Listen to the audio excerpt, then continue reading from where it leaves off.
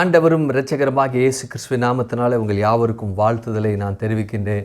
இந்த கால வேளை ஆமேன் ஆமேன். கர்த்தர் அவர் தன்னுடைய கிரியையை நமக்கு விளங்க பண்ணினார். கரங்களை தள்ளல சொல்லுங்கள் ஆமேன். விளங்க பண்ணின நிமித்தமாக தான் நாம் இந்த ஆவிக்குரிய சபையில் நாம் இருந்து கொண்டு இருக்கிறோம்.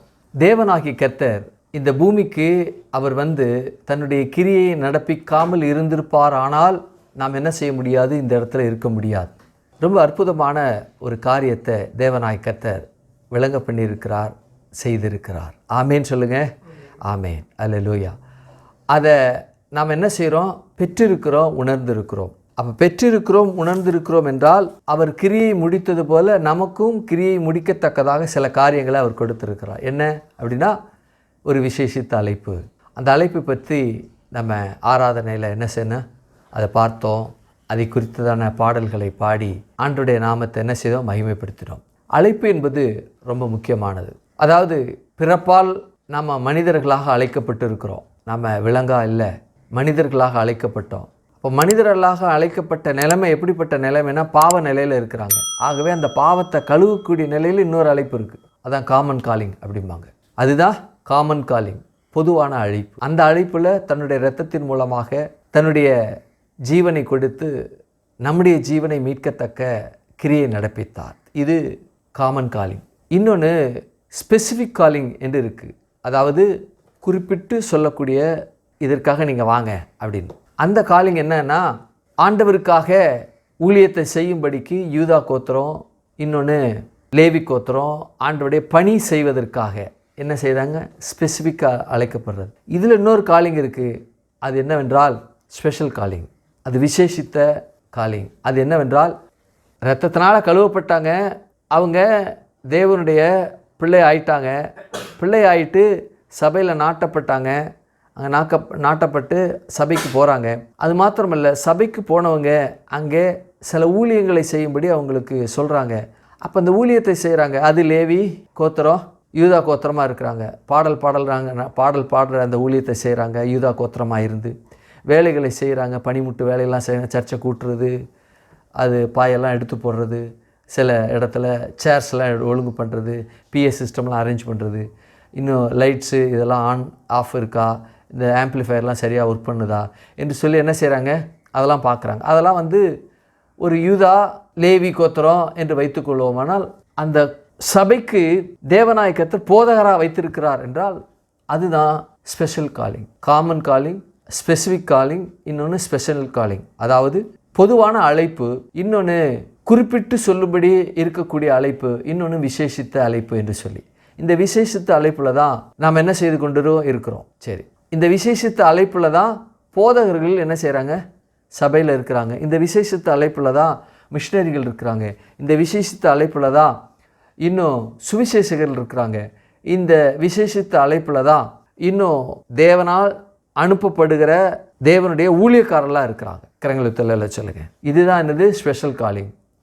இது என்ன செய்யப்பட்டிருக்கு, நமக்கு இருக்குது. ஆனால் நம்ம காலிங் என்று வரும்பொழுது தேவனாகிய கர்த்தர் எல்லாரையும் தான் அழைத்திருக்கிறார். எதற்கு? சுவிசேஷம் சொல்வதற்கு. வாசிங்க மத்தேயு 28:19 வாசிங்க. மத்தேயு 28:19 வாசிங்க. இந்த ஸ்பெஷல் காலிங்கில் தான் இருக்குது. வாசிங்க மத்தேயு 28:19 வாசிங்க. ஆகையால் நீங்கள் புறப்பட்டு போய் சகல ஜாதிகளையும் சீஷராக்கி. போதும். ஆகையால் நீங்கள் புறப்பட்டு போய் அப்படின்னு இருக்கு. யாரை புறப்பட்டு போய்? யாரெல்லாம் இயேசுடைய இரத்தத்தினால, யாரெல்லாம் இயேசுடைய இரத்தத்தினால கழுவப்பட்டு இருக்கிறாங்களோ எல்லாரையும் புறப்பட்டு போங்கங்கிறாரு. இயேசுடைய இரத்தத்தினால கழுவப்பட்டவன் வீட்டில் சும்மாவே இருக்க முடியாது. அவனால் இயேசுடைய இரத்தத்தினால கழுவப்பட்டவன் சபையில் சும்மாவே இருக்க முடியாது. சும்மாவே இருக்க முடியாதுன்னா, சபையில் சும்மாவே இருக்க முடியாது என்ற காரியம் வரும் பொழுது ஊழியன்னு வந்தால் முதல்ல நிற்பாங்க, பிரிச்சுக்கிட்டு ஓட மாட்டாங்க. வீட்டில் போன உடனே அந்த பையன்தான் அல்லது அந்த பெண்ணு தான் இயேசுவை ஏற்றுக்கொண்டு இருக்கிறாள் அப்படின்னா, அந்த இயேசுவை ஏற்றுக்கொண்டு இருக்கிற அந்த பையனோ அந்த பெண்ணோ அவங்களுக்குள்ளேருந்து ஒரு இனம் புரியாத ஒரு நகர்ந்து அவங்களை கிறிஸ்துவனுடைய வழி நடத்த அவங்க என்ன செய்வாங்க, லீட் பண்ணப்படுவாங்க. ஐயோ இவங்க இயேசுவை ஏற்றுக்கொள்ளலே, இயேசுக்குள்ள துடிக்கும், உள்ளே புழுவாக துடிப்பாங்க. ஐயோ நான் ஏற்றுக்கொண்டேன், இவ்வளோ தேவன் நல்ல தேவனை இவங்க தெரிந்து கொள்ளாமல் இருக்கிறாங்களே, இவ்வளோ பாவமான காரியங்களை செய்கிறாங்க, பாவமான வழியில் இருக்கிறாங்களே, இயேசுவை அறியாது இருக்கிறதே ஒரு பாவமான நிலையாச்சேன்னு சொல்லி துடிப்பாங்க, புழுவாக துடிப்பாங்க. யார்? போதகர் இல்லை, மிஷினரிகள் இல்லை, இன்னும் சுவிசேஷகர் இல்லை. யாரை பார்த்து சொல்கிறாரு? நீங்கள் புறப்பட்டு அப்படின்னா யார் இயேசுனுடைய இரத்தத்தினால கழுவப்பட்டிருக்காங்க எல்லாரும் புறப்பட்டு போவாங்க. இந்த வார்த்தை அவங்களுக்குள்ள பேலன்ஸ் செய்யும். இப்படிப்பட்ட அழைப்பை நாம் பெற்றவர்கள் தான் நாம் சபையில் உட்கார்ந்துருக்கிறோம். ஆமென். சபை எப்படி பெருகும் அப்படின்னா, சபையில் இருக்கிற ஜனங்கள் சுவிசேஷம் அவர்கள் தனியாக ஜனங்களுக்கு போய் சொல்லி, எந்த போதவருடைய எந்த இது இல்லாமல் அவங்களுக்கு தெரிந்த, ஐயா நான் இயேசுவை அறியாமல் இருந்தேன், பாவத்தில் இருந்தேன், நான் ரொம்ப சந்தோஷத்தில் இருக்கிறேன், இந்த சந்தோஷம் உலகத்தில் யாரும் பெற முடியாத சந்தோஷம் என்று சொல்லி அவங்களாகவே சொல்ல ஆரம்பிச்சிருவாங்க. பரிசுத்த ஆவியானவர் அவங்களுக்குள்ளே இருந்து பேச ஆரம்பிச்சிருவார். இதுதான் அற்புதமான காரியம். இப்படி பேசும்போது தான் சபை வளரும். சபையில் இருக்கிற ஒவ்வொருவரும் பேசணும். என்ன செய்யணும்? ஒவ்வொருவரும் பேச வேண்டும். இது ரொம்ப முக்கியமான ஒரு காரியம். ஆகவே நம்ம என்ன செய்ய போகிறோம்? வருகிற நாட்களில் இயேசுவுக்காக அவருடைய இந்த மீட்கப்படுகிற செயலானது மற்றவர்களுக்குள்ளே செயல்பட நாம் என்ன செய்கிறோம்? காரியங்கள் நடப்பிக்க போகிறோம். எத்தனை பேர் இது ஆமோதிக்கிறீங்க? ஆமேன். அடுத்த வாரத்தில் நான் யாருக்காவது இயேசுவை பற்றி நான் சொல்லுவேன் அப்படின்னு சொல்கிறவங்க கையை வருத்துங்க. ஆமேன். யாருன்னு சொல்லி நீங்கள் அவங்க பேரை என்ன செய்யுங்க? எழுதி என்கிட்ட கொடுங்க. ஆமேன். இயேசுவை பற்றி நான் இவரை பற்றி சொல்ல போகிறேன் அப்படின்னு சொல்லி அவங்க பேரை எழுதி எனக்கு கொடுக்கணும். ஆமேன். அல்லேலூயா. அப்படிப்பட்ட அழைப்பில் தான் நாம் இருக்கிறோம். ஆமேன். இதைத்தான் நாம் என்ன செய்தோம்? நாம் இந்த ஆராதனையில் அதன் மூலமாக கர்த்தர் நம்மோடு பேசினார். ஆமேன். கரங்களை தலையில் சொல்லுங்க. ஆமேன். அல்லேலூயா. அப்படிப்பட்ட நிலையில் தான் நாம் இருக்கிறோம். நாம் விசுவாசத்தை குறித்து தியானித்து கொண்டு இருக்கிறோம். விசுவாசமானது நம்பப்படுகிற உறுதியும் காணப்படாததில் நிச்சயமாக இருக்கிறது என்று சொல்லி எபிரேயர் 11:1 சொல்லப்பட்டிருக்கிறது. விசுவாசம் என்று சொல்லப்படுகிற இந்த வார்த்தையை பெற்றவர்கள் உலகத்தில் இருக்கிற அனைத்து உயிரினங்களும் பெற்றிருக்கிறது. அதனுடைய அடிப்படையில் பொதுவான விசுவாசம், உலக பிரகாரமான விசுவாசம், கிறிஸ்தவனுடைய விசுவாசம், தேவனுடைய விசுவாசம், தேவ ரகமான விசுவாசம் என்று சொல்லி 5 நிலைகளில் இருக்குது. நாம் இந்த கிறிஸ்தவர்கள் என்று சொல்லப்படும் பொழுது அதில் யார் இருக்கிறாங்கன்னா, இந்த விசுவாசத்தை பெற்றவர்கள் என்று சொல்லப்படும் பொழுது, உயிரினம் என்று சொல்லப்படும் பொழுது, இந்த உயிரினத்தில் விசேஷித்தமாக இருக்கிற யாருன்னா மனிதர்கள் தான். அந்த மனிதர்களுக்குள்ள தேவனை அறிகிற அறிவு, அதாவது தேவனை அறிகிற அறிவினுடைய விசுவாசத்தில் அவங்க வாழ்ந்து கொண்டு இருக்கிறாங்க. அப்போ வாழ்ந்து கொண்டு இருக்கிற அந்த ஜனங்கள் எப்படிப்பட்ட நிலையில் இருக்கிறாங்கன்னா, கடவுள் இருக்கிறார் என்ற நம்பிக்கை அவங்களுக்குள்ளே இருக்குது. இதை கொடுத்தது யாருன்னா தேவன் தான் கொடுத்தாரு. ரோமர் 1:19 நீங்கள் வீட்டில் போய் வாசிச்சு பாருங்கள். அப்போது தேவனாகிய கர்த்தர் ஒருவர் இருக்கிறார் என்று சொல்லி அவங்க என்ன செய்கிறாங்க? நம்புகிறார்கள். ஆகையினால தான் குகைகளில் மலைகளில் வாழ்கிற ஜனங்கள், அவங்க இயேசுடைய பேர் தெரியாது, தேவன் யாருன்னு தெரியாது, ஆனால் இயற்கையை அவங்க தெய்வமாக வணங்குறாங்க. இதுக்கு இயற்கைக்கு சக்தி இருக்குது, இந்த இயற்கை தான் தெய்வம் என்று சொல்லி இயற்கை தெய்வமாக வணங்குறாங்க. அடுத்து நல்லா படிச்சிருக்காங்க, இருதயம் குருடாக இருக்குது. ஆகவே இந்த நிலையிலிருந்து அவங்க என்ன செய்கிறாங்கன்னா, கடவுளை பார்த்த நிமித்தமாக தங்களுக்கென்று தெய்வங்களை உண்டாக்கி வழிபடுகிற ஜனங்களாக அவங்க என்ன செய்கிறாங்க? இந்த பூமியில் வாழ்ந்து கொண்டு இருக்கிறாங்க. அடுத்தது பெயரளவில் இருக்கக்கூடிய பெயர் கிறிஸ்தவர்கள். அடுத்தது தங்களுக்கென்று தெய்வங்களை உண்டாக்கி சொரூபங்களை வைத்து வழிபடுகிற சிலை வழிபாட்டு கிறிஸ்தவர்கள் இந்த பூமியில் எப்படிப்பட்ட நிலையில் இருக்கிறாங்கன்னா, சிலை வழிபாடு செய்து கொண்டு இருக்கிற ஜனங்களாக இருக்கிறாங்க. ஆகவே தான் அவங்க எப்படிப்பட்ட நிலையில் இருக்கிறாங்கன்னா, தேவனை அறியாத நிலையில் இருக்கிறாங்க, உலகத்தின்படி வாழுகிற ஜனங்களைப் போல. அடுத்தது யூதர்களுடைய அந்த நம்பிக்கை. அடுத்தது ஆண்டவருடைய இரத்தத்தினால கழுவப்பட்டு உன்னதமான உயர்வான மேலான இடத்துல இருக்கக்கூடியதான நாம. அப்போ தேவனாகிய கர்த்தர் நம்மை எப்படி வைத்திருக்கிறார் என்றால், ஒரு மேலான நிலையில் வைத்திருக்கிறார், தன்னுடைய இரத்தத்தை கழுவினதன் மூலமாக. இதுதான் ஒரு அற்புதமான ஒரு செயல். சரி, அப்போது நாம் எதை குறித்து நாம் தியானித்து கொண்டு இருக்கிறோம்னா, யூதர்களுடைய அந்த விசுவாசத்தை குறித்து அல்லது நம்பிக்கை குறித்து, இறைவனை குறித்து நம்புகிற நம்பிக்கை குறித்து தியானித்து கொண்டு இருக்கிறோம். அவங்க இந்த பூமியில் இப்போவும் அதே மாதிரி தான் இருக்கிறாங்க. எப்படி இருக்கிறாங்க அப்படின்னா, நம்பிக்கை இருக்குது, இறை நம்பிக்கை இருக்குது. அதனால தான் கர்த்தராகிய தேவன் மேசியாவை அனுப்புவார், அவர் எங்களுக்கு இந்த பூமியில் எங்களை வழிநடத்துவாங்க, எங்களை அவங்க பாதுகாப்பாங்க, எங்களை வழிநடத்துவாங்க என்று சொல்லி என்ன செய்கிறாங்க? பேசுகிறாங்க. ஆண்டவராக இயேசு கிறிஸ்து மேசியாவாக 2025 ஆண்டுகளுக்கு முன்பாக வந்து சென்று விட்டார். இயேசுவுக்கு நல்லா தெரியும் நான் தான் மேசியா என்று சொல்லி அவங்க அறிந்து கொள்வார்கள் என்று சொல்லி நல்லா தெரியும். அந்த நாட்களில் இயேசுடைய கூட இருந்த நாட்களில் ஒரு சில பேர் இயேசுவை ஏற்றுக்கொண்டாங்க. அதில் சமாரிய ஸ்திரீ இவர்தான் மேசியா என்று சொல்லி தன்னுடைய ஜனங்களுக்கு இயேசுவை அல்லது இந்த மேசியாவை காண்பிக்கிற அந்த காரியத்தில் ரொம்ப அவ எப்படிப்பட்டவளாக இருந்தா அப்படின்னா, ரொம்ப அவ மும்முரமாக இருந்தா. எப்படி இருந்தா ரொம்ப மும்முரமாக இருந்தா. ஆகையினால கிராமத்துக்கு ஓடி போய் நான் மேசியாவை பார்த்தேன், வந்து பாருங்க அப்படின்றா. அப்போது எல்லா ஜனங்களும் ஓடி வந்து பார்க்குறாங்க. போய் பார்த்த பிறகு இயேசு அவங்களுக்கு உபதேசிக்கிறார், வியாதியஸ்தலை சுகமாக்குகிறார், அப்புறம் அற்புத அடையாளங்களை நடப்பிக்கிறார். நடப்பித்த உடனே இந்த ஜனங்களில் இருக்கக்கூடிய தலைவர் அல்லது இந்த ஜனங்களே என்ன செய்கிறாங்க, பெண்ணே நீ சொல்லுவது நிமித்தம் அல்ல, நாங்களே இந்த மேசியாவை கண்டோம் என்று சொல்லி ஆண்டவராக இயேசுவை குறித்து பேசுகிறாங்க, வாக்கு கொடுக்குறாங்க, சாட்சி கொடுக்குறாங்க, இவர் மேசியா என்று சொல்லி. அப்போது ஆண்டவராக இயேசு கிறிஸ்து வாழ்ந்த நாட்களில் மேசியா யார் என்று ஒரு சில பேருக்கு தெரியும். யார் என்றால் சதுசேயர், பரிசேயர், வேதபாரகர், இன்னும் குருமார்கள், இவங்கெல்லாம் விரல் விட்டு எண்ணக்கூடிய அளவுக்கு இவர் தான் மேசியா என்று தெரியும். அதனுடைய அடிப்படையில் ஒரு பேர் சொல்லும்படி ஒரு மனுஷன் தான். அந்த மனுஷன் பேர் நிக்கதேமு. ஆண்டவராக இயேசு கிறிஸ்து அவனை பார்த்து நீ மறுபடியும் பிறக்கணும்னு அவன் சொல்கிறான், நான் எப்படி என் தாயின் வயிற்றில் போய் நான் மறுபடியும் பிறக்க முடியும், ஆகவே இது பிறக்க முடியாது என்று சொல்கிறான். ஜலத்தினாலும் ஆவியினாலும் பிறவாவிட்டால் தேவனுடைய ராஜ்யத்தை நீ காண மாட்டா. யாரை பார்த்து சொல்கிறா? பரிசேயனை பார்த்து. பரிசேயன் யார்? வேதங்களை ஃபிங்கர் டிப்பில் விரல் நுனியில் அவன் வைத்து இந்த வேதத்தை போதிக்கிறவன். ஆண்டவர் சொல்கிறாரு, நீ மோசேயுடைய ஆகமத்தை நீ வாசிக்கவில்லையா?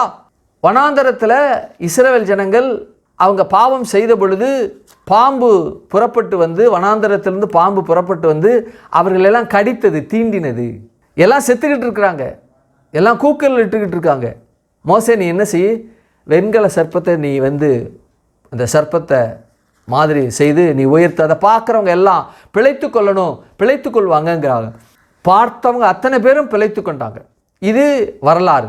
நீ வாசிக்கவில்லையா, நீ போதிக்கவில்லையா என்று சொல்லி ஒரு அற்புதமான வார்த்தையை பேசினார். தேவன் தம்முடைய ஒரே பேரான குமாரனை விசுவாசிக்கிறவனோ அவன் கெட்டு போகாமல் நித்திய ஜீவனை அடையும்படிக்கு இயேசுவை தந்திரளி வளவாய் உலகத்தை அன்பு கூர்ந்தார் என்று சொல்லப்படுகிற வார்த்தையானது நாம் ஒவ்வொரு காரியத்தை நாம் என்ன செய்ய தியானித்து கொண்டு இருக்கிறோம். படைப்பிலிருந்து அந்த பரிபூர்ண அன்பு பயணித்தது என்று சொல்லி என்ன செய்கிறோம், நாம் தியானிக்கிறோம். அப்போ படைப்பு என்று சொல்லப்படும் பொழுது ஆண்டவராகிய தேவன் தன்னுடைய சாயலாக ரூபத்தை படைத்து அவனை பூமியில் வைக்கிறார். அவன் பாவம் செய்துட்டான். அப்போ பரிபூர்ண அன்பு இருக்கிறபடினால தான் அவங்க பாவம் செய்த பொழுது தேவதூதர்களை தள்ளினது போல இந்த மனுஷனை தள்ளலை, கரம் கொடுத்தார். காயின் ஆபேல் பாவம் செய்தாங்க. காயினை கர்த்தர் என்ன செய்ய, பரிபூர்ண அன்புனால அவனை பாதுகாத்தான். அந்த பரிபூர்ண அன்பு பயணித்தது. அப்போது தேவனாகி கர்த்தர் இந்த பூமியில் வந்து பிறக்கணும், இந்த பாவம் செய்துட்டாங்க, இவங்களை மீட்கணும், இவங்களை மீட்காமல் இப்படியே வைக்க முடியாது என்று சொல்லி ஆதாம் ஏவலுக்கு என்ன செய்கிறான்னா ஒரு அற்புதமான வார்த்தையை சொல்கிறார். உனக்கும் ஸ்ரீக்கும் உன்வித்துக்கும் அவல்வித்துக்கும் பகையை உண்டாக்குவேன். இந்த பகையை உண்டாக்குவேன் என்று சொல்லப்படுகிற வார்த்தையானது ஒரு பரிசுத்த நிலையிலிருந்து பிசாசுகளை அல்லது ஈவில் அல்லது தீயவைகளை எதிர்க்கத்தக்க நிலைதான் இது. அப்போ ஸ்ரீயினுடைய வித்தாக ஆண்டவராக இயேசு கிறிஸ்து இந்த பூமியில் பிறக்கணும். ஆகவே தேவனாகிய கர்த்தர் ஒரு பழைய ஏற்பாட்டு காலத்தில் ஒரு உலகத்தில் மிகப்பெரிய அழிவு உண்டாச்சு, எல்லாரையும் அழிக்கணும்னு திட்டம் போட்டார், எல்லாரையும் அழிக்க வேண்டும் என்று சொல்லி தீர்மானித்தார். ஆனால் வார்த்தை பொய்யுரையாத தேவன் அந்த வார்த்தையை காப்பாற்றணுங்கிறதுக்காக நோவாவின் பிள்ளைகளையும் தேர்ந்தெடுத்தார். அப்போ நோவாவுடைய குடும்பத்துக்குள்ளே அந்த பரிபூர்ண அன்பு பயணித்தது. சேம், காம், யாப்பேத்து நோவாவுடைய பிள்ளைகள். சேமுக்குள்ளே பரிபூர்ண அன்பு பயணித்தது. அவனுடைய சந்ததியில் தான் ஆபிரகாமன் தான். ஆபிரகாமுக்குள்ளே, ஆபிரகாம் குடும்பத்துக்குள்ளே ஈசாக்கு குடும்பத்துக்குள்ளே, யாக்கோபுடைய குடும்பத்துக்குள்ளே இந்த பரிபூர்ண அன்பு பயணித்தது.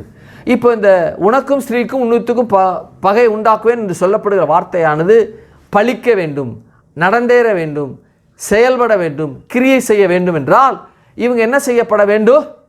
இவங்க என்ன செய்யப்படணும்? பாதுகாக்கப்படணும். இவங்க அதுக்குள்ளே கிறிஸ்து வந்து பிறக்கணும். அப்போ அடிமை சனத்துக்குள்ளே இருக்கிற அந்த ஜனத்துக்குள்ளே அது பிறக்க முடியாது. ஆகவே ஆண்டவராகிய கர்த்தர் அந்த குலத்தில் பிறக்கணும், நம்மை மீட்க, யூதர்களை மீட்க, உலகத்தில் எல்லோரையும் மீட்க அவர் வரணும். ஆகவே அந்த ஜனத்தை தனியாக பிரிக்கணும். இப்போ ஜனத்துடைய நிலைமை என்ன? எகிப்தில் அடிமையாக இருக்கிறாங்க. எங்கே இருக்கிறாங்க? எகிப்தில் அடிமையாக இருக்கிறாங்க. இந்த அடிமைத்தனத்திலேருந்து மீட்கணும். அதை ஒரு ஆளை தேர்ந்தெடுத்தார். அந்த ஆள் யார் அப்படின்னா மோசே. மோசே என்ன செய்கிறான்? வனாந்தரத்தில் மீதியான் தேசத்தில் ஆடு மேய்த்து கொண்டு இருக்கும்போது முச்சடியில் தேவன் தோன்றி அவரோட பேசுகிறார். என்கவுண்டர் நடக்குது. நீ வாடா, நான் உன்னை வந்து கூப்பிடணும், கூட்டிகிட்டு போயிட்டு அங்கே போய் நீ தான் அந்த ஜனங்களை விடுவித்து கொண்டு வரணும். என்னால் முடியாது, போக மாட்டேன். ஏன்னா பார்வோனுடைய சேனை என்னன்னு தெரியும், பார்வோன்னா என்னன்னு தெரியும், அவனுடைய சேனைன்னா என்னன்னு தெரியும். ஏன்னா இவனே பார்வோனுக்கு கீழே அவனுடைய ரெஜிமெண்ட்டில் ஜெனரலாக இருந்தான். அதனால நல்லா தெரியும். ஆகவே நான் முடியாதுங்கிறான். நான் மந்தவாயி, என்னால் முடியாதுங்கிறான். நீ மந்தவாயி, நான் பரவாயில்ல, நீ பேசாத, உனக்கு பதிலாக உன் சகோதரன் ஆரோன் பேசுவான், வா. சரி, நான் வர்றேன். அப்படின்னா உங்களை பற்றி சொல்லணும், உங்களை பற்றி யாரும் கேட்டாங்க அப்படின்னா நானாக வந்து கடவுள் கூப்பிட்றாரு வாருன்னா யாரும் வரமாட்டாங்க, உங்கள் பேர் சொன்னால் தான் வருவாங்க. ஆகவே உங்கள் பேரை சொல்லுங்கள். அப்படிங்கும்போது நான் இருக்கிறவராகவே இருக்கிறேன் என்றவர் உன்னை இந்த இடத்திற்கு உன்னை அழைத்தார் என்று சொல்லி அவனை தன்னுடைய பெயரை உச்சரிக்க பண்ணி அல்லது தன்னுடைய பெயரை வெளிப்படுத்தி அந்த மோசையை தேவனாய்க்கர்த்தர் அழைக்கிறார். அப்போ ஐ ஆம் தட் ஐ ஆம் என்று ஆங்கிலத்திலையும் நான் இருக்கிறவராக இருக்கிறேன் என்றவர்.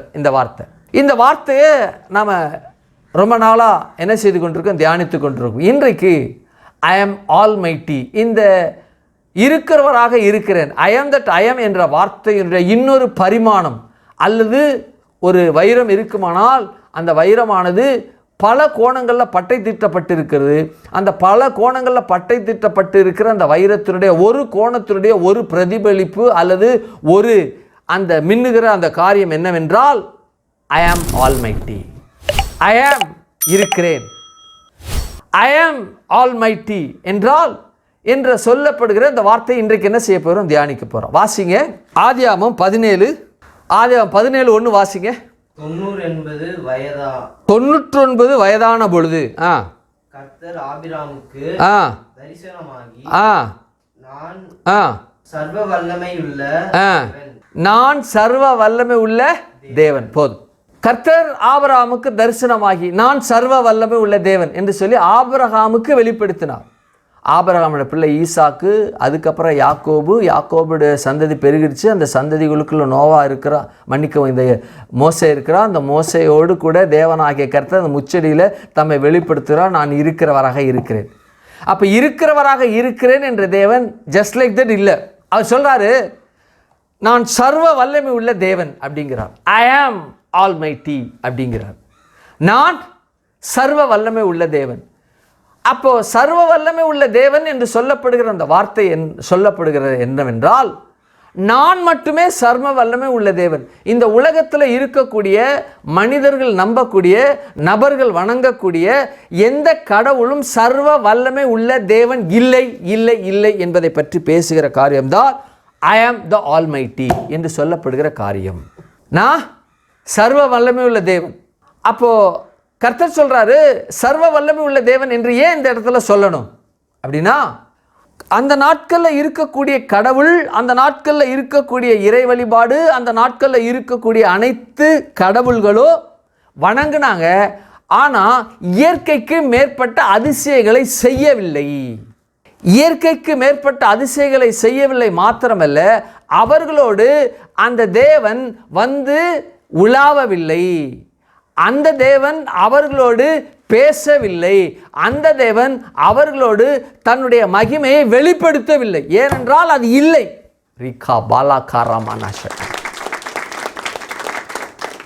அப்பொழுது மாத்திரமல்ல, இப்பொழுதும் ஜனங்கள் தங்களுக்கென்று தெய்வங்களை வழிபடுகிற ஜனங்கள் அல்லது அவர்கள் உண்டாக்கி வழிபடுகிற ஜனங்கள் என்றைக்காவது அவர்களோடு பேசி இருக்கின்றவா என்று கேட்டால் அது அவங்கள்ட்ட தான் கேட்கணும். Question mark. எங்கள் தாத்தா கூட காளி கோயில் பூசாரி தான். எங்கள் தாத்தா கூட காளி கோயில் பூசாரி. எங்கள் தாத்தா கிட்ட ஒருபோதும் பேசினதே இல்லை, அவரே சொல்லியிருக்கிறார். அப்போது தேவனாகிய கர்த்தர் பேசுகிறார். இன்னும் நீங்கள் வலைதளங்களில் நீங்கள் போய் பார்த்தீங்க அப்படின்னா மனம் திரும்பிய மந்திரவாதிகள் அப்படின்னு போட்டு பாருங்கள். போட்டால் நாங்கள் எவ்வளவோ கடவுளை நாங்கள் கும்பிட்டு பார்த்தோம், எவ்வளவோ கடவுளெலாம் நாங்கள் செய்து பார்த்தோம், அதை வைத்து நாங்கள் என்னென்னவோ காரியங்கள்லாம் செய்தோம், எங்களோடு பேசினுச்சா அப்படின்னா கிடையாது. ஆனால் எங்களை வந்து அணுகி எங்களோடு பேசின தேவன் ஒருவர் இருக்கிறார், அவர் இயேசு கிறிஸ்து அப்படின்னு சொல்கிறார். இதுதான் அற்புதமான ஒரு காரியம். அப்போ சர்வ வல்லமை உள்ள தேவன் என்றால், சர்வ வல்லமை உள்ள தேவனுடைய ஃபர்ஸ்ட் குவாலிட்டி என்னென்றால், ஃபர்ஸ்ட் அப்பியர் ஆகிறது.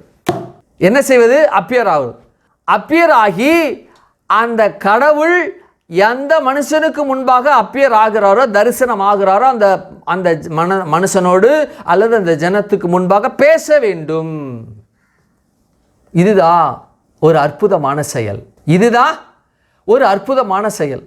அப்ப பேசும் பொழுது தேவனாகிய கர்த்தர் முதல்ல தன்னை பேசுகிறவராக வெளிப்படுத்தி, அந்த பேசுகிறவராக வெளிப்படுத்தப்பட்ட அந்த காரியத்திற்குள்ளாக தான் யார் என்பதை அந்த நாட்களில், இன்னும் சொல்லப்போனால் இந்த நாளிலும் தேவனாகிய கர்த்தர் சர்வ வல்லமை உள்ளவராக வெளிப்படு. எப்படி சர்வ வல்லமை உள்ளவராக வெளிப்படுகிறார் என்றால், இந்த தேவன் இயற்கைக்கு மேற்பட்டு அதிசயங்களை, அற்புதங்களை நடப்பிக்கிறபடியினால இவர் அற்புதத்தின் தேவன், சர்வ வல்லமை உள்ள தேவன் என்று சொல்லி என்ன செய்ய முடியும்? பார்க்க முடியும், பேச முடியும். ஆமென், அல்லேலூயா. அப்ப சர்வ வல்லமை உள்ள தேவன் என்றால், அந்த நாட்களில் இருக்கக்கூடிய வணங்கக்கூடிய அந்த தெய்வங்கள் அவர்களுக்கு முன்பாக பேசினது என்றால் கேள்விக்குறி. பேசலை. அவங்களுக்கு முன்பாக தன்னை வெளிப்படுத்திச்சா என்றால் கேள்விக்குறி, வெளிப்படுத்தலை. இந்த தேவன் தன்னை முச்செடியில் முதல்ல வெளிப்படுத்தினார். தன்னுடைய பேரை வார்த்தையின் மூலமாக நான் இருக்கிறவராக இருக்கிறேன் என்று சொல்லி முதல்ல வெளிப்படுத்தினார். இப்போ இந்த தேவனாகிய கர்த்தர் தன்னை இந்த முச்செடியில் வெளிப்படுத்துறது மாத்திரமல்ல, தன்னை இந்த பூமியில் வார்த்தையின் மூலமாக வெளிப்படுத்தின மாத்திரமல்ல, இந்த தேவனாகிய கர்த்தர் தரிசனமாகி பேசினது நிமித்தமாக எனக்கு எந்த விதமான பிரச்சனை வந்தாலும் இவர் வருவார், தோன்றுவார், வார்த்தைகளை பேசுவார் என்ற முதல்ல நம்பிக்கை மனுஷனுக்குள்ள வருங்க. இதுதான் நம்முடைய தேவனாகிய கர்த்தருடைய யூனிக்னஸ், சிக்னிஃபிகண்ட். இதுதான். அப்போ தேவனாகிய கர்த்தர் என்ன செய்கிறார் என்றால், இந்த பூமியில் அவர் வருகிறார். இந்த பூமியில் அவர் வந்து முச்செடியில் தோன்றி அவர் பேசுகிறார். அப்ப பேசப்பட்ட அந்த தேவனை என்ன செய்யறாங்க? நம்ப முடியும், விசுவாசிக்க முடியும். எந்த மனுஷன் தன்னுடைய தேவனை, பேசுகிற தேவனை, தரிசனமாகிற தேவனை அவன் பார்க்கிறானோ, தரிசித்தானோ, பேச கேட்கிறானோ, 100% இவர் என்னை பாதுகாப்பார், என்னை போஷிப்பார், என்னை வழிநடத்துவார் என்ற விசுவாசம் உள்ளத்தில் என்ன செய்யும்? துளிர்விடும், தோன்றும். இதுதாங்க ஆல்மைட்டி என்று சொல்லப்படுகிறதுக்கான காரியத்தினுடைய ஃபர்ஸ்ட் ஸ்டெப். தான் முதல்ல தரிசனமாகணும். தரிசனமாகி ஏதோ ஒரு படம் போல தோன்றிவிட்டு, ஒரு பிரகாசமான ஒளியில ஒரு படம் போல, ஒரு காட்சி போல, ஒரு மனுஷனை போல தோன்றி போயிட்டாரு அப்படின்னா, பேசலைன்னா பயந்துருவானுங்க. ஐயோ இது என்ன வந்துச்சோ தெரியலையே, ஏது வந்துச்சோ தெரியலையே. என்ன செய்வானுங்க? என்ன செய்வானுங்க? பயந்துருவாங்க. தோன்றின பிறகு யார் முன்பாக இந்த தேவன் தோன்றுகிறாரோ, இந்த தேவன் முன்பாக தோன்றுகிற மனிதனுடைய பெயரை உச்சரிக்கிறார். பெயரை உச்சரிப்பார். உச்சரித்துட்டு என்ன செய்வாருன்னா, பயப்படாத அப்படிம்பார். என்ன செய்வார்? பயப்படாத அப்படிம்பார். அப்போ எந்த மனுஷன் தரிசிக்கிறானோ, எந்த மனுஷன் அவருடைய வாயால் தன்னுடைய பெயரை அவர் பேசுகிறாரோ, அந்த மனுஷன் நல்லா நம்புவான் இந்த தேவன் உண்மையான தேவன் என்று சொல்லி. நம்புகிற அவனுக்குள் என்ன நடைபெறும் அப்படின்னா, என்ன நடவடிக்கைகள் நடைபெறும் அப்படின்னா, அவனுக்குள்ள அற்புத அடையாளங்கள் நடைபெறும். ஏன்? நம்பிக்கையின்படி, நம்பிக்கையினால, அந்த நம்பிக்கை உள்ள இருக்கிறபடினால. ஏன்னா இதுவரைக்கும் நான் வணங்கின கடவுள்கள், இதுவரைக்கும் நான் பெயர் சொல்லப்பட்ட கடவுள்கள் எதுவும் எனக்கு முன்பாக வந்து நிற்கவில்லை. எதுவும் எனக்கு முன்பாக வந்து இந்த பூமியில் வந்து என்னோடு உலாவவில்லை, பேசவில்லை, என்னை கூப்பிடலை. இவர் மாத்திரம் வருகிறார், இவர் மாத்திரம் கூப்பிடுகிறார், இவர் மாத்திரம் பேசுகிறார். ஆகவே பேசுகிற இவர் தான் உண்மையான கடவுள் என்று சொல்லி முதல்ல நம்புகிறார். அதாவது சர்வ வல்லமை உள்ள தேவன் என்று சொல்வதற்கு, கிரியை நடப்பிப்பதற்கான முதல் ஸ்டெப்பே இதுதான். இயேசுவே வராம, பிதாவாகிய தேவனே வராம, சொப்பனத்தில் நீ போயிட்டு வா தம்பி, நான் பார்த்துக்கிறேன் அப்படின்னு சொல்லி அனுப்புனா போகமாட்டான், நம்ப மாட்டான். நேராக வந்தே போகாதவன் சொப்பனத்தில் வந்தால் போவானா? அல்லது ஒரு தீர்க்கதரிசியை வைத்து, மீதியான் தேசத்தில் ஒரு தீர்க்கதரிசியை வைத்து, மோசே உன்னை அழைக்கிறாரு, நீ போ, கர்த்தர் இந்த வார்த்தையை சொன்னார், தீர்க்கதரிசனம் உரைக்க சொன்னார், நீ போ அப்படின்னா அடப்பாவி, நான் எப்படி போக முடியும்? நேராக வந்து பேசும்பொழுதே போகாதவன் தீர்க்கதரிசிகள் மூலமாக பேசினா போவானா? போக முடியாது.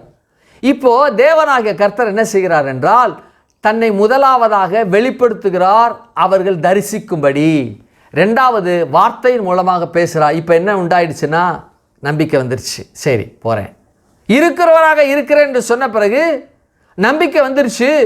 இந்த சர்வ வல்லமை உள்ள தேவன், முதல்ல இந்த சர்வ வல்லமை உள்ள தேவன் என்று சொல்லி தன்னை முதலாவதாக ஆபிரகாமுக்கு இந்த தேவன் வெளிப்படுத்துகிறார். இது ஆபிரகாமுக்கு மாத்திரமல்ல, இந்த உலகத்தில் இருக்கக்கூடிய, இப்பொழுது இருக்கக்கூடிய, வாழ்ந்து கொண்டிருக்கிற ஜனத்திற்கும் ஆபிரகாம் மூலமாக தன்னை சர்வ வல்லமை உள்ள தேவன் என்று வெளிப்படுத்துகிறார். என்னது? தன்னை ஆபிரகாம் மூலமாக நமக்கும், இன்று வாழுகிற ஜனங்களுக்கும் தன்னை வெளிப்படுத்துகிறார். அப்ப சர்வ வல்லமை என்றால், இந்த சர்வ வல்லமை என்று சொல்ல ஆல் மைட்டி அப்படின்னா குறிப்பிட்ட எல்லைக்கு உட்பட்டு என்று இல்லாமல், வரைமுறைக்கு அற்ற, எல்லையற்ற, ஒரு வரம்புக்கு அற்ற நிலையில் இருக்கக்கூடிய வல்லமைகள் தான், அதை பற்றி தான் பேசுகிறது. ஆமென், அல்லேலூயா. எவ்வளோ ஒரு அற்புதமான ஒரு காரியத்தை நம்முடைய தேவனாகிய கர்த்தர் என்ன செய்கிறார், பேசுகிறார் பாருங்க. அவர் சொல்றாரு, நான் சர்வ வல்லமை உள்ள தேவன் அப்படின்னு சொல்லும் பொழுது ஆபிரகாமுக்கு முதல்ல வெளிப்பட்டாருங்க. அப்படி முதல்ல ஆபிரகாமுக்கு நான் சர்வ வல்லமை உள்ள தேவன் என்று வெளிப்பட்டார். இங்க சொல்லப்பட்டிருக்கு 99 வயது அப்படிங்குது. ஏன் ஆபிரகாமுக்கு 99 வயதை சொல்லிட்டு கர்த்தர் ஆபிரகாமுக்கு தரிசனமாகி என்று வருது? கர்த்தர் ஆபிரகாமுக்கு தரிசனமாகி நான் சர்வ வல்லமையுள்ள தேவன் என்று என்ன செய்திருக்கலாம், பேசியிருக்கிறான். எனக்கு முன்பாக நடந்து கொண்டு உத்தமனாயிரு என்று சொல்லி பேசியிருக்கலாம். இங்க ஒரு அடைமொழியை சொல்றாரு. என்னென்றால், ஆபிரகாம் 99 வயதான போது அப்படிங்கிறார். அப்படின்னா 99 வயது என்று சொல்லப்படும் பொழுது ஆபிரகாமுடைய இந்த ஃபெர்டிலிட்டி ரேஷியோ என்னன்னா ரொம்ப கம்மியாயிடுச்சு. என்ன ஆயிடுச்சு? கம்மியாயிடும். அவளுடைய மனைவியும் கர்ப்பம் செத்து போச்சு. ஸ்திரீகளுடைய வழிபாடு நின்று போயிடுச்சு. அந்த மனைவிக்கு பிள்ளை பிறக்குமா என்றால் பிள்ளை பிறக்காது. ஒருவேளை இவனுடைய ஃபெர்டிலிட்டி ரேஷியோ கம்மியாச்சு, முற்றிலும் டெட்டுன்னு சொல்ல முடியாது, ரேஷியோ கம்மி ஆயிடுச்சு. ஏன்னா இந்த ரேஷியோ வந்து இந்த சாராளுடைய கர்ப்பத்தை சார்ந்து தான் என்ன செய்யப்பட்டிருக்கு, மெஷர் பண்ணப்படும். அவருடைய கர்ப்பம் செத்தே போச்சு, 0. அவருடைய கர்ப்பம் எப்படி 0. இப்போ சொல்றாரு, ஆபிரகாம் 99 வயதான பொழுது அப்படிங்கும் பொழுது அவன் இந்த குழந்தை பிறப்பதற்கான காரியம் அவனுக்குள்ள அல்லது அவனுடைய மனைவிக்குள்ள முற்றிலுமாக நின்று விட்டது, செத்து விட்டது என்ற நிலையில, ஒரு செத்துவிட்ட நிலையில உயிர்ப்பிக்கப்பட வேண்டும் என்றால் அதற்கு வல்லமை தேவைப்படுகிறது. இந்த வல்லமை செத்தவனா உயிரா மாற்றணும். அப்படின்னா செத்தவனா உயிராக கொண்டு வருவதற்கான வல்லமை என்பது இந்த உலகத்தில் பார்த்திராத, அறிந்திராத, கண்டிராத அப்படிப்பட்ட வல்லமை தான். அந்த வல்லமை குறித்து சொல்லும் பொழுது மகா மேன்மையான வல்லமை என்று என்ன செய்யப்பட்டிருக்கு, பேசப்பட்டிருக்கு பழைய ஏற்பாட்டு காலத்தில். ஒருத்தனுக்கு தீராத வியாதி வந்துருச்சுன்னா அவனை மீட்கவே முடியாது. அவனை பார்க்கும்போது செத்துட்டானே சொல்லிடுவாங்க. என்ன செய்வாங்க? செத்துட்டானே சொல்லுவாங்க. ஏன்னா மருத்துவம் அல்லது மருத்துவர் எல்லாம் என்ன செய்ய கிடையாது அந்த நாட்களில் இருந்தது. ஆனால் அதெல்லாம் உயர் ஜாதி, அதாவது பிரபுக்கள், ராஜாக்கள், இவங்களுக்கு தான் இருந்துச்சு. சாதாரண மக்களுக்கு அது சென்றடையவில்லை, கிடையவே கிடையாது.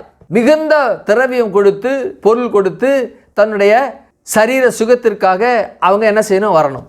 இப்போ சொல்றாரு, ஆபிரகாமுக்கு 99 வயதான பொழுது அப்படின்னா அவங்க குடும்பத்தில் சாராளுடைய கர்ப்பம் செத்தே போயிடுச்சுங்க. அவளுக்கு என்ன வயசு? 10 வயசு டிஃப்ரெண்ட்டு ஆபிரகாமுக்கும் சாராளுக்கும். இவனுக்கு 99னா அவளுக்கு 89 வயசுன்னா நின்று போயிடுச்சு. இப்போ செத்த நிலையிலிருந்து கர்ப்பத்தை உயிர்ப்பிக்க பண்ணி இதன் மூலமாக தேவனாய் கர்த்தர் அந்த குடும்பத்தில் சாராளுக்கும் ஆபிரகாமுக்கும் ஒரு குழந்தையை கொடுக்கணும். இது அந்த நாட்களில் இருக்கக்கூடிய தெய்வங்கள் இப்படி நடப்பிக்கப்பட்டதா என்றால் இல்லை, கிடையாது. இங்கே தான் தேவனாய் கர்த்தர் சர்வ வல்லமை என்ற காரியத்தை பேச வேண்டிய அவசியம் இருக்கிறது. ஏனென்றால் அதை நம்பணும். எப்போ பேசினாரு? 75 வயதாக இருக்கும் பொழுது. ஆபிரகாம் 75 வயதாக இருக்கும் பொழுது தேவனாய் கர்த்தர் உனக்கும் இந்த உன்னுடைய சந்ததியை விட்டு புறப்பட்டு நான் உனக்கு காண்பிக்கும் தேசத்திற்கு போ, நான் உன்னை ஆசீர்வதிப்பேன் என்று சொன்னார். அப்போ புறப்பட்டு போகும்பொழுது அவனுடைய வயசு என்ன? ஆதியாகமம் 12 75 வயசு. அப்போ சாராளுக்கு என்ன வயசு? 65. இப்போ 99, சாராளுக்கு 89. கர்ப்பம் செத்தே போச்சு. செத்த நிலையில அந்த நாட்களில் இருக்கக்கூடிய கர்ப்பத்தை எந்த கடவுளாலும் உயிர்ப்பிக்க முடியாது, உயிர்ப்பிக்கவில்லை. ஆகவே தான் என்ன நம்பு, நான் உயிர்ப்பிக்க முடியும், நான் உயிர்ப்பிக்கிறேன் என்ற வார்த்தை பேசினார். ஆகையினாலதான் நான் சர்வ வல்லமை உள்ள தேவன் என்று சொல்லி ஆபிரகாமுக்கு தன்னுடைய சந்ததியை பற்றி அல்லது ஆபிரகாமுடைய சந்ததியை பற்றி பேசி அந்த சந்ததிகளுக்குள்ள குழந்தை உண்டாகும், இந்த குழந்தைய நான் ஆசீர்வதிப்பேன், அவ எண்ணி முடியாததா இருப்பாங்க, மணலத்தனையா இருப்பாங்க, வானத்தின் நட்சத்திரத்தை போல இருப்பாங்க என்று சொல்லப்பட்ட வாக்குத்தத்தமானது நிறைவேறத்தக்கதாக தேவனாய் கர்த்தர் அவனோட தரிசனமாகி சொல்றார், நான் சர்வ வல்லமை உள்ள தேவன். ரொம்ப அற்புதமான ஒரு காரியங்க. ஏன் அந்த நாட்களை யாருமே ஸ்ரீகளின் வழிபாடு நின்று போனவர்களுக்குள்ள குழந்தை பிறந்ததாக எந்த விதமான எவிடன்ஸ் கிடையாது, எந்த விதமான காரியமும் கிடையாது. இப்போ 80 வயசு ஒரு பாட்டி இருக்கிறாங்க. அந்த பாட்டி அங்கே கர்ப்பம் தரித்து ஒரு குழந்தையை பெறுகிறார்கள் என்று இருக்குமானால் குழந்தையை பெற முடியுமா அவர்கள்? ஏன்னா கர்ப்பம் செத்து போச்சு. செத்ததை உயிர்ப்பிக்கப்பட வேண்டும் என்றால் இயற்கைக்கு மேல அற்புதங்களை செய்கின்ற, அடையாளங்களை நடப்பிக்கிற ஒரு கடவுள் இருந்தாக வேண்டும். அந்த கடவுள் சாதாரண கடவுளாக இருக்க முடியாது, சர்வ வல்லமை உள்ள தேவனாக கடவுளாக மாத்திரமே இருக்க முடியும். அந்த சர்வ வல்லமை உள்ள தேவனாக இருக்கக்கூடிய கடவுள் யார் என்றால் நம்முடைய தேவனாகிய கர்த்தர்.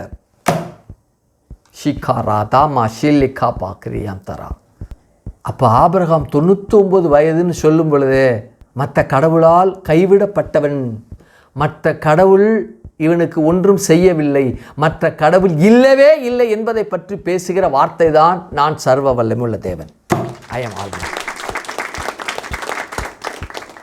நாம் இந்த பூமியில் வாழ்ந்து கொண்டு இருக்கிறோம். ஆபிரகாம் வாழ்ந்த நாட்களை காட்டிலும் கிட்டத்தட்ட 5500 ஆண்டுகள் ஆயிடுச்சு. 5000 ஆண்டுகள் ஆயிடுச்சு. ஆண்டுகள் ஆணி இன்றைக்கும் நம்ம வாழ்ந்து கொண்டு இருக்கிறோம். அவன் மரிச்சிட்டான். அவனை உண்டாக்கின தேவன் இன்று உயிரோடு இருக்கிறார், இன்றோ உயிரோடு இருக்கிறார். இதுவே சர்வ வல்லமை.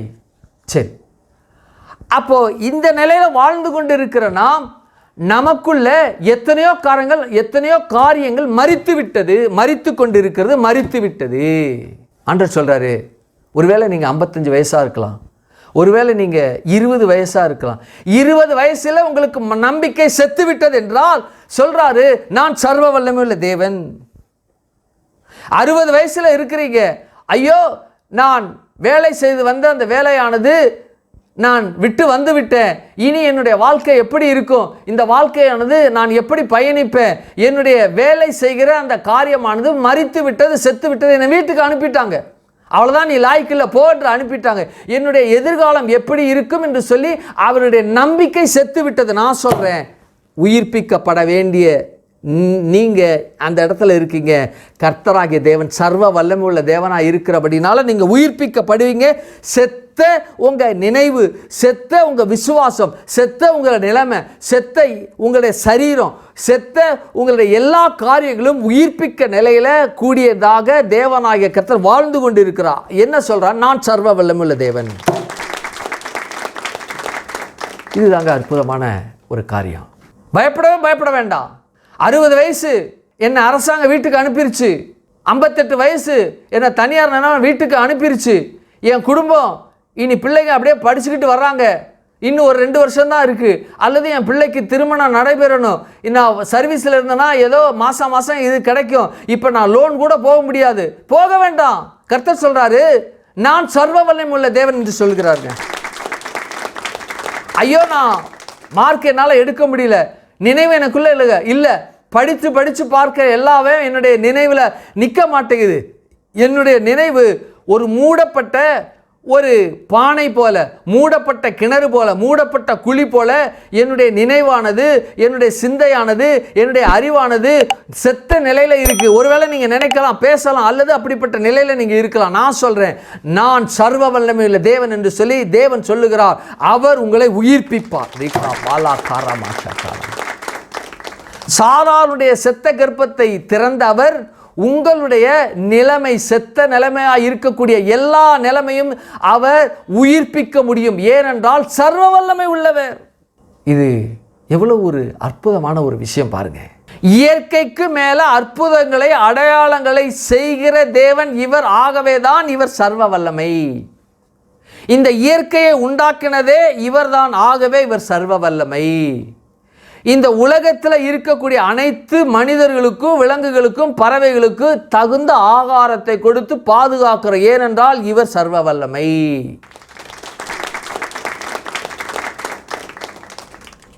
எவ்வளவு ஒரு செயல் பாருங்க. எப்படிப்பட்ட நிலையில நம்முடைய தேவனாகிய கர்த்தர் நம்ம வைத்திருக்கிறார் பாருங்க. அப்போ இந்த தேவன் சர்வ வல்லமை உள்ளவராக இருக்கிறபடினால இந்த சர்வ வல்லமை என்று சொல்லப்படுகிற இந்த காரியத்துக்குள்ள தேவனாகிய கர்த்தர் எப்படி நமக்குள்ள பயணிக்கிறார், எப்படி நமக்குள்ள அவர் இந்த சர்வ வல்லமை என்று சொல்லப்படுகிற காரியத்துக்குள்ள நமக்குள்ள அவர் உலாவுகிறார். இந்த சர்வ வல்லமையை நாம் எப்படி அனுபவிக்க முடியும் என்று சொல்லி வருகிற வாரத்தில் நாம் தியானிப்போம். கண்களை மூடுவோம் இந்த காலவேளை. ஹல்லேலூயா. எஸ், நேசிக்கின்ற எங்கள் பரலோக பிதாவே, குமாரனாகிய நாமத்தினுடைய சமூகத்தில் வருகிறோம். நீர் சர்வ வல்லமை உள்ள தேவனாக இருந்தபடியினால நாங்கள் மீட்கவே முடியாது. இந்த உலகத்தில் மனிதர்கள் நினைத்து வழிபடுகிற ஜனங்களுக்கு, வழிபடுகிற அந்த கடவுளுக்குள்ள எந்த மனுஷனும் மீட்க எந்த கடவுளும் வரலை. நீங்கள் மாத்திரமே மீட்கத்தக்கதாக இந்த பூமிக்கு வந்தீங்க. இந்த வந்த ஒரு செயலே சர்வ வல்லமை. எங்களோடு பேசினீங்க, அதுவே சர்வ வல்லமை. பேசினது மாத்திரமல்ல, எங்களுக்காக இந்த ஜீவனை கொடுத்த, உம்முடைய ஜீவனை கொடுத்து எங்களை ஜீவனை மீட்க காரியத்தை நடப்பித்தீர். அதுவே சர்வ வல்லமை. மீட்க முடியாது இருக்கிற எங்களை உம்முடைய இரத்தத்தினால கழுவி எங்களை மீட்டீர். இதுவே சர்வ வல்லமை. ஆண்டவரே, அப்படியே சொல்லிட்டே போகலாம். இதில் நாங்கள் எப்படி பயணிக்கிறோம், எந்த நிலையில் இருக்கிறோம் என்பதை ஆண்டவரே எங்கள் கண்கள் திறந்ததற்காக உமக்கு நன்றி செலுத்துகிறோம். கரத்தில் எங்களை ஒப்பு கொடுக்கிற ஆண்டவரே, புதிதாக வந்தவர்கள், உலகத்தில் ஆவிக்குரிய சபையில் புதிதாக வந்தவர்களும் இந்த சர்வ வல்லமையுள்ள தேவனை அனுபவிக்க, ருசிக்க, ஆண்டவரே தங்கள் வாழ்க்கையில் ஒரு அபியாசப்படுத்தத்தக்கதாக கர்த்தர் உங்களுக்கு கிரியை செய்திருக்காக உமக்கு ஸ்தோத்திரம். மருத்துவமனையில் ஆண்டவரே வியாதியோடு, பலவீனத்தோடு, நோயோடு, மரண படுக்கையில் இருக்கிறவர்களுக்காக நான் ஜெபிக்கிறேன். கர்த்தாவே, இயேசுவின் நாமத்தினால இந்த சர்வ வல்லமையுள்ள தேவன் அவர்களை தொட்டு சுகமாக்கி, வார்த்தையை அனுப்பி தொட்டு சுகமாக்கி விடுதலை செய்து, நீ சர்வ வல்லமையுள்ள தேவன், மீட்க முடியாது இருக்கக்கூடிய என்னுடைய வியாதியை, படுக்கையை, மரண படுக்கையை மாற்றினீர் என்பது அவர்கள் சொல்லத்தக்கதாக தேவன் கிரியை செய்தமைக்காமக்கு நன்றி செலுத்துகிறேன். கரத்தில் ஒப்பு கொடுக்குறோம். ஆசீர்வதிங்க, பலப்படுத்துங்க, காத்துக்கொள்ளுங்க, நன்மையினால முடிசூட்டுங்க. இயேசுவின் நாமத்தில் ஜெபிக்கிறோம் ஜீவனுள்ள நல்ல பிதாவே. ஆமே, ஆமே. நாம் கர்த்தருக்கென்று நாம் காணிக்கை செலுத்தப் போகிறோம். வலைதளங்களில், யூடியூப்பில், உலகெங்கும் பார்த்து கொண்டு இருக்கிற ஜனங்கள் ஜிபே மூலமாக திரையில் தெரிகிற வங்கியினுடைய கணக்கில் உங்கள் காணிக்கை அனுப்பி தேவனை நாமத்தை தொழுது கொள்ளுங்க. சர்வ வல்லமையுள்ள தேவன் சர்வ காரியங்களை, ஆச்சரியமான காரியங்களை, பொருளாதார ரீதியில் செழிப்புக்குரிய காரியங்களை உங்களை நடப்பிப்பாராக என்று நான் உங்களை ஆசீர்வதிக்கிறேன். கர்த்தர் உங்களோடு இருப்பாராக. ஆமென், ஆமென்.